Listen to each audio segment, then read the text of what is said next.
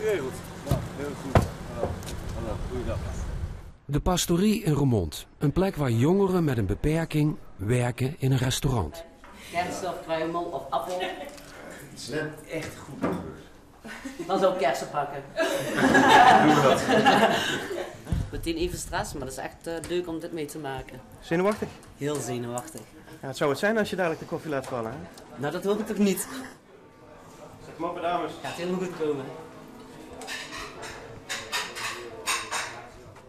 De koning komt vooral kijken en luisteren. Hoe wordt er gewerkt? Wat leren de jongeren? En wat doen ze in die beschermde leer-werkomgeving? Maar voor de mensen zelf is het natuurlijk vooral een bezoek van Zijne Majesteit, de koning. De keukens. De keuken. Ja. Hetzelfde gedaan als altijd. Dit is onze kwaliteit die wij hebben en dat blijft. Dus ook niet extra uw best gedaan. Ja, dat wel. De borden zijn extra goed gepoetst. Is dit nou spannend voor u? Altijd even spannend, ja. Dus, Het is niet elke dag dat de koning over de vloer komt, hè? nee, niet elke dag. Dus dat is een uniek moment, denk ik. De flyers op. Nog even op de foto. En cheese, hè? Nee, En cheese. spaghetti. Spaghetti. Ja, ja. Spaghetti. Zin is het anders. Majesteit kunnen we ook proberen. Oh, nee. Hou maar bij spaghetti dan.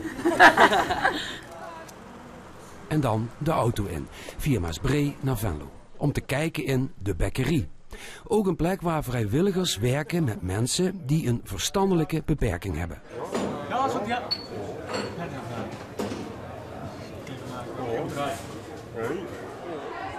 Natuurlijk moet het boek getekend worden, al blijkt dat niet zo eenvoudig. Gelukkig is er altijd een grote, brede bodyguard in de buurt die een pen op zak heeft. De koning nam ook even een kijkje in het atelier, waarbij de kunstenaars de zenuwen door de keel gieren. Dankjewel. Fantastisch. Dankjewel.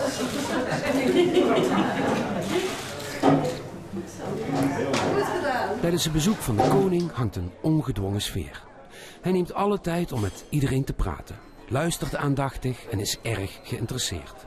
Maar er is een tijd van komen en een tijd van gaan. En de tijd van gaan is gekomen. Al zwaaiend laat koning Willem-Alexander Limburg weer achter zich.